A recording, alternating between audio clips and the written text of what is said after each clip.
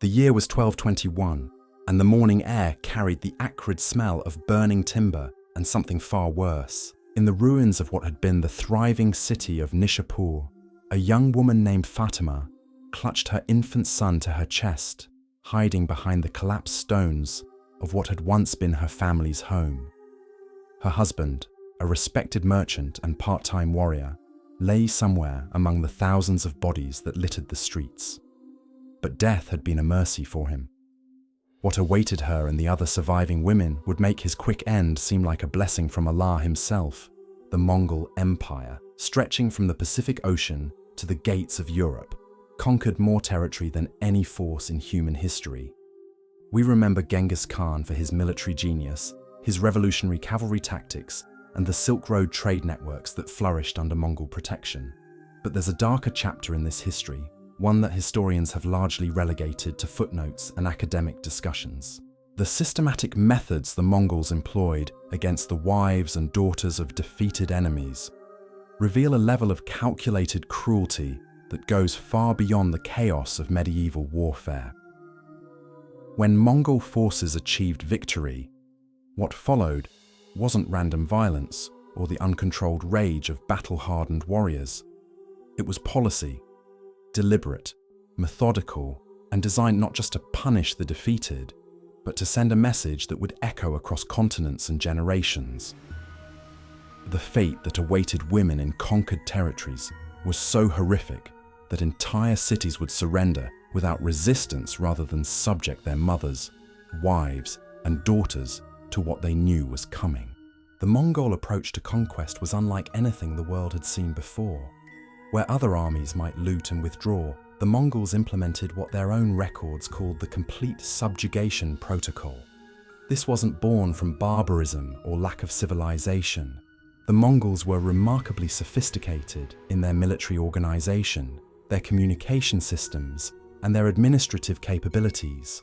Their treatment of conquered women was equally systematic, equally organized, and equally designed to serve strategic purposes that extended far beyond the immediate aftermath of battle. When a city fell to Mongol forces, the first phase of their protocol began immediately. Adult males capable of bearing arms faced execution, but this was often the merciful part of the process.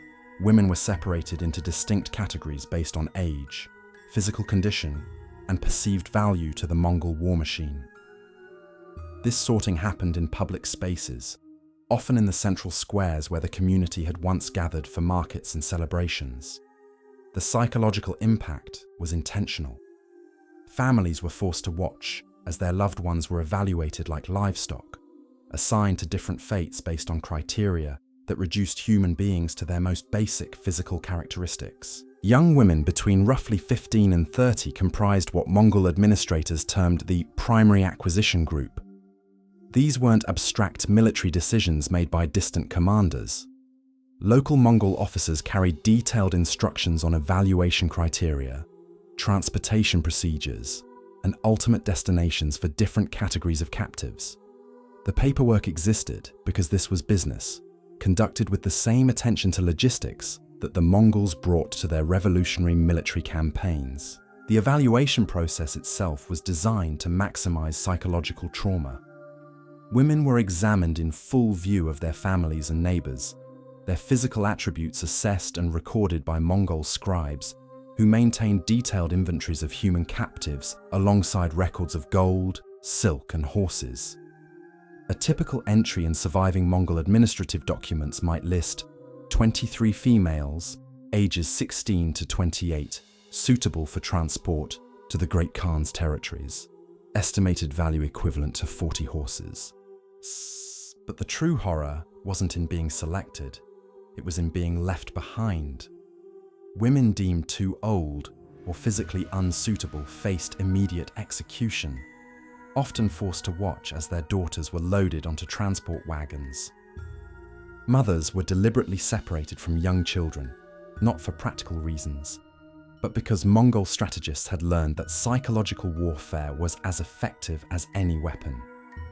The screams of separated families served a purpose beyond cruelty. They created memories that would haunt surviving populations and spread stories that would reach the next city before Mongol armies did. The children presented their own strategic opportunities. Boys under a certain age might be inducted into Mongol military training programs, raised to serve the empire that had destroyed their birth families. But girls faced a different fate entirely. They entered what Mongol records euphemistically called preparation programs, designed to transform them into useful assets for the expanding empire. These programs operated with the same systematic efficiency that characterized all Mongol administrative functions. The scale of these operations becomes clear when we examine the aftermath of major Mongol conquests. When Baghdad fell in 1258, contemporary chroniclers recorded that over 40,000 women and girls were processed through Mongol selection procedures within the first week of the city's capture. When Kiev was taken in 1240, similar numbers were documented. These weren't isolated incidents or the actions of rogue commanders. They were standard operating procedure, implemented across continents with remarkable consistency. The transportation networks the Mongols developed for moving human captives rivaled their famous horse relay systems in their sophistication. Specialized wagons were constructed for long-distance transport of women, designed to keep captives alive during journeys that might last months. Routes were planned to avoid areas where rescue attempts might be possible, following paths that took captives far from their home territories before they had recovered from the initial trauma of capture. The psychological warfare embedded in these procedures extended far beyond the immediate victims. The Mongols understood that reputation was a weapon more powerful than any siege engine. Stories of what happened to women in conquered cities spread along trade routes, through diplomatic channels, and via the testimonies of the few survivors who were deliberately allowed to escape. These accounts weren't accidental intelligence leaks. They were calculated propaganda designed to terrorize future targets. The impact on civilian populations was exactly what Mongol strategists intended. Cities began surrendering without resistance when Mongol armies appeared on the horizon, choosing submission over the documented fate that awaited their women if they fought. The empire's reputation for systematic brutality became a conquest tool that often made actual fighting unnecessary. Psychological warfare had achieved what traditional siege tactics might have required months to accomplish, but surrender offered no protection. The Mongols had learned that terrorized populations were easier to control than grateful ones. Even cities that submitted immediately often found their women subjected to the same systematic exploitation, justified as necessary for imperial security and administrative efficiency. The message was clear. Resistance meant suffering, but submission meant suffering too. The only variable was the degree and duration of what was to come. The documentation of these practices exists because the Mongols saw their methods as effective administration rather than criminal behavior. They maintained records with the same attention to detail they brought to tax collection and military planning. These weren't the actions of undisciplined warriors run amok. They were policies implemented by one of history's most sophisticated military and administrative organizations. What makes the Mongol treatment of conquered women particularly disturbing isn't just the scale or systematic nature of their practices. It's how these methods became normalized within Mongol culture and administration. Officers received promotions based partly on the number and quality of captives they acquired. The empire's entire reward system incentivized the systematic exploitation of civilian populations. The true scope of what the Mongols did to the wives of defeated warriors extends far beyond individual tragedies. It represents a transformation of warfare itself, where civilian populations became strategic assets to be harvested rather than obstacles to be overcome. The systematic nature of their approach created a template that would influence military thinking for generations, demonstrating how quickly civilized societies can normalize the unthinkable when power goes unchecked and efficiency becomes the primary measure of success. The destinations that awaited these captive women reveal the true depth of Mongol strategic thinking. This wasn't simply about satisfying the immediate desires of conquering warriors. The empire had developed an intricate system for distributing female captives that served multiple purposes within their expanding administrative structure. The most physically attractive women were reserved for the Khan's court and the households of high-ranking military commanders.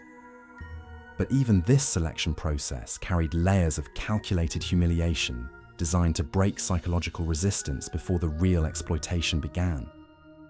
Upon arrival at their designated locations, women underwent what Mongol administrative documents termed integration procedures. These weren't orientation programs or cultural exchanges. They were systematic programs designed to erase every trace of the women's previous identities. Names were immediately changed to Mongol equivalents that bore no resemblance to their birth names. Religious practices were forbidden under penalty of severe punishment. Most devastating of all, women were forced to participate in ceremonies that required them to publicly renounce their former lives, often burning personal possessions or religious artifacts, while Mongol officials recorded their compliance. The integration centers operated throughout Mongol territory, from the steppes of Mongolia to the conquered cities of Persia and Eastern Europe. Archaeological evidence suggests these facilities were constructed according to standardized plans, featuring small individual quarters connected by corridors that allowed constant monitoring. Central courtyards provided controlled spaces where women could be gathered for daily indoctrination sessions. The uniformity of these installations across thousands of miles of Mongol territory demonstrates the systematic nature of their approach, but the physical structures were only the beginning. The Mongols had developed psychological techniques that modern analysts would recognize as sophisticated forms of mental conditioning. Women were isolated from others who spoke their native languages, preventing the formation of support networks that might foster resistance.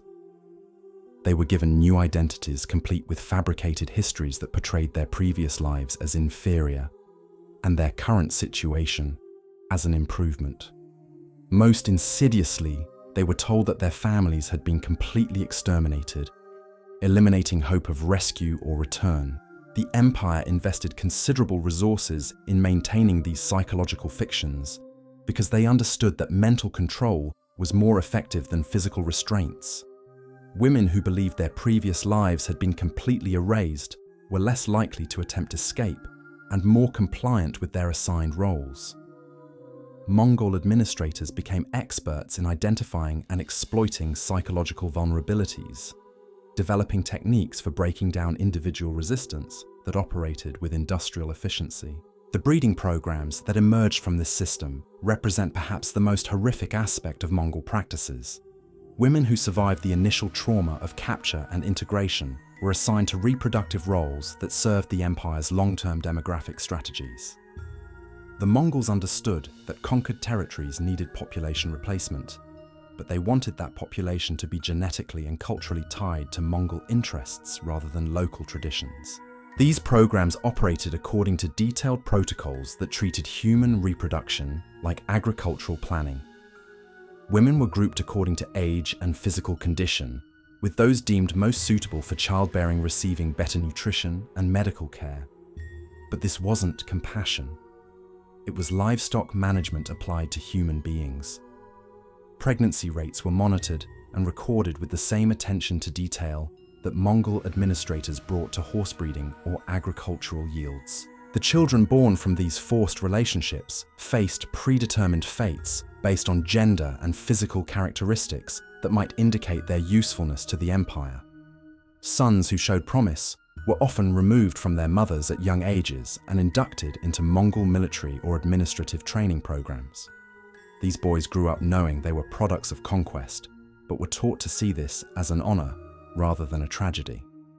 They became some of the empire's most loyal servants precisely because they had no alternative identity to which they could return. Daughters faced their own systematic exploitation. Those who inherited their mother's physical attractiveness were groomed for eventual service in Mongol households, or as gifts to reward loyal administrators. Others were trained for domestic service or manual labor, but all of them grew up in facilities designed to prevent the formation of family bonds that might compete with loyalty to the Mongol system. The separation of mothers from their children served multiple purposes beyond practical administration. Women who lost their children became psychologically dependent on their captors for any form of human connection. The trauma of separation made resistance seem pointless and dangerous. Most importantly, it prevented the transmission of cultural knowledge and family histories that might preserve pre-conquest identities across generations. The economic infrastructure supporting these practices stretched across the entire Mongol Empire. Specialized markets in major cities included sections dedicated to human trafficking, with established pricing structures that fluctuated based on supply and demand from recent conquests. A young woman from a recently conquered Persian city might command different prices than captives from Slavic territories, with values determined by perceived exotic appeal and anticipated resistance to integration procedures. The Mongols didn't simply participate in existing slave markets. They revolutionized human trafficking through the same systematic approach they brought to military campaigns and territorial administration. They created standardized procedures for evaluation, transport, and sale that operated with unprecedented efficiency. Bills of sale, transport manifests, and market inventories survive in Mongol archives, documenting human misery with the same bureaucratic precision applied to any other imperial enterprise. Perhaps most disturbing was how this system created its own momentum within Mongol culture.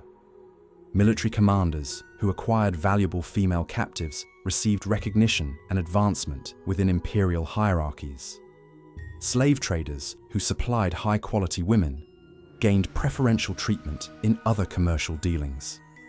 The empire's entire incentive structure encouraged the systematic exploitation of conquered populations, making brutality profitable and advancement dependent on the ability to efficiently process human suffering. The psychological impact on surviving populations extended far beyond immediate victims. Communities throughout Asia and Eastern Europe developed elaborate strategies for protecting their women from Mongol raids. Some families would deliberately disfigure their daughters to make them less attractive to raiders. Others created underground hiding systems or arranged marriages at extremely young ages to provide some protection under male guardianship. The mere possibility of Mongol conquest forced entire cultures to reorganize themselves around protecting women from systematic sexual violence. These cultural adaptations provide evidence of the scale and persistence of Mongol practices. When entire societies restructure themselves around preventing the capture and exploitation of women, that threat has become a defining feature of their existence. The social changes implemented to protect women from Mongol raiders persisted long after the empire's decline, creating lasting cultural trauma that shaped communities for generations. The documentation of these systematic practices exists because the Mongols viewed their methods as efficient administration rather than criminal behavior. They recorded their procedures with the same attention to detail they applied to tax collection and military logistics, preserving evidence of systematic brutality that operated across continents and centuries. These records reveal something more disturbing than individual atrocities. They document the transformation of human exploitation into bureaucratic routine, showing how quickly systematic cruelty can become normalized when it serves strategic purposes and operates with official sanction. The magnitude of Mongol operations becomes staggering when examining their administrative records from the conquest of Central Asian cities. When Samarkand fell in 1220, Mongol scribes documented the processing of over 30,000 women within the first month of occupation. These weren't rough estimates scrawled by illiterate soldiers. They were precise inventories maintained by educated administrators who treated human beings like commodity shipments, requiring careful documentation for transport across vast imperial networks. The Mongols had perfected what modern analysts would recognize as supply chain management applied to human trafficking. Relay stations were established every few hundred miles along major transport routes, not just for horses and messages, but for the movement of female captives across continental distances. These stations included facilities for feeding, housing, and maintaining captives during journeys that might span thousands of miles from their original homes to final destinations in Mongolia, China, or other imperial territories. The conditioning process that occurred during these extended journeys was as carefully planned as the physical logistics. Women were deliberately moved through territories where their native languages weren't spoken, preventing communication with local populations who might offer assistance or sympathy. The psychological isolation was calculated to increase dependence on their Mongol handlers and reduce the possibility of escape attempts or rescue efforts. But the true innovation of Mongol methods lay not in their brutality, which was unfortunately common in medieval warfare, but in their systematic approach to cultural destruction. The empire understood that simply capturing women wasn't sufficient for their long-term strategic goals. They needed to transform these captives into willing participants in their own exploitation, creating psychological conditions where resistance became unthinkable and compliance seemed like the only path to survival. The transformation protocols developed by Mongol administrators represent some of history's most sophisticated psychological warfare techniques. Women were subjected to carefully orchestrated experiences designed to break their connection to previous identities while creating new dependencies on their captors. These weren't random acts of cruelty, but calculated procedures that had been refined through decades of conquest and observation of what methods produce the most compliant captives. The religious conversion ceremonies imposed on captive women were particularly insidious in their psychological impact. Women were required to participate in rituals that symbolically destroyed their previous spiritual beliefs while embracing Mongol shamanic practices or whatever religious system dominated their specific destination. These ceremonies weren't simply about changing religious affiliation. They were about forcing women to actively participate in the destruction of their own cultural foundations. The clothing and appearance modifications imposed on captives served similar psychological purposes. Women were stripped of traditional garments that connected them to their home cultures and given Mongol-style clothing that marked their new status. Hair was cut or styled according to Mongol preferences, removing another visible connection to previous identity. Even more disturbing, women were often tattooed or marked with symbols indicating their ownership and designated function within the imperial system. These physical modifications weren't simply practical measures for identification. They were designed to make return to previous communities impossible, even if escape were achieved. A woman who had been marked, dressed, and altered according to Mongol protocols would be immediately recognizable as a former captive if she somehow returned to her original homeland. The modifications served as permanent reminders of conquest and transformation that followed captives wherever they went. The medical procedures conducted on female captives reveal another layer of systematic exploitation. Mongol administrators employed physicians who developed techniques specifically for managing large populations of captive women. These medical interventions weren't motivated by humanitarian concerns, but by economic calculations about maintaining valuable human assets in productive condition. Pregnancy prevention and termination procedures were administered based on strategic considerations about when and where children would be most useful to imperial interests. Women deemed suitable for immediate breeding received different medical treatment than those destined for other purposes. The empire had created a medical infrastructure dedicated to managing human reproduction according to administrative convenience rather than individual choice or natural processes. The documentation of these medical procedures survives in Mongol administrative archives, described with the same clinical detachment applied to veterinary care for livestock. Physicians recorded success rates for various procedures, complications that affected the productivity of female captives, and recommendations for improving the efficiency of medical interventions. These records provide disturbing insight into how systematic dehumanization became routine medical practice within imperial institutions. The training programs developed for captive women varied according to their assigned functions within Mongol society.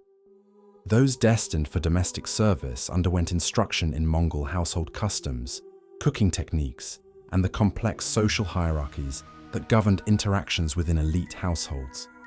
The training was comprehensive and demanding, designed to produce servants who could anticipate needs and navigate cultural expectations without constant supervision.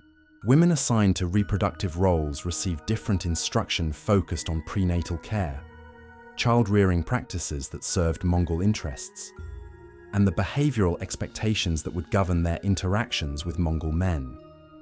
These programs operated according to detailed curricula that had been developed through decades of experience managing captive populations across diverse cultural backgrounds. Perhaps most disturbing were the programs designed for women who showed leadership qualities or educational backgrounds that might make them useful for administrative purposes. These captives underwent intensive training in Mongol languages, legal procedures, and bureaucratic systems.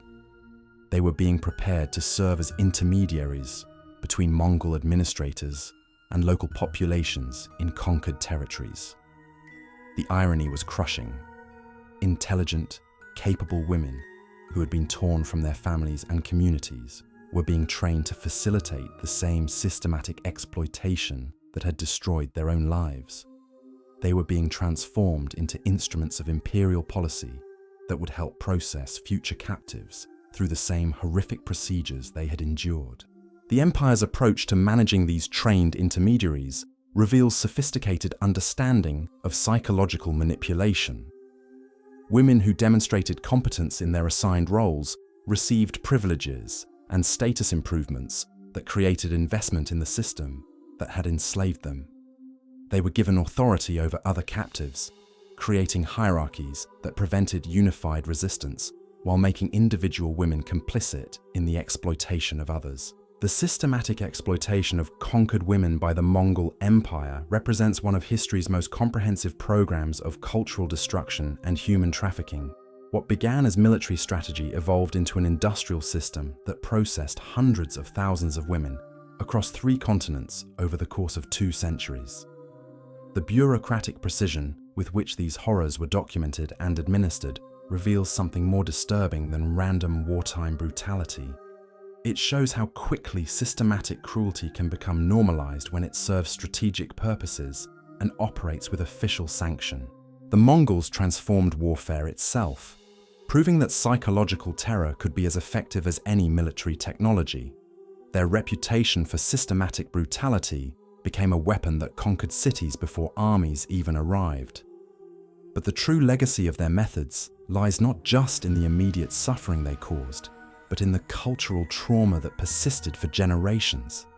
Entire civilizations restructured themselves around protecting women from Mongol exploitation, creating social changes that outlasted the empire itself. These archives remain, preserved by the very administrators who saw nothing shameful in documenting systematic human exploitation.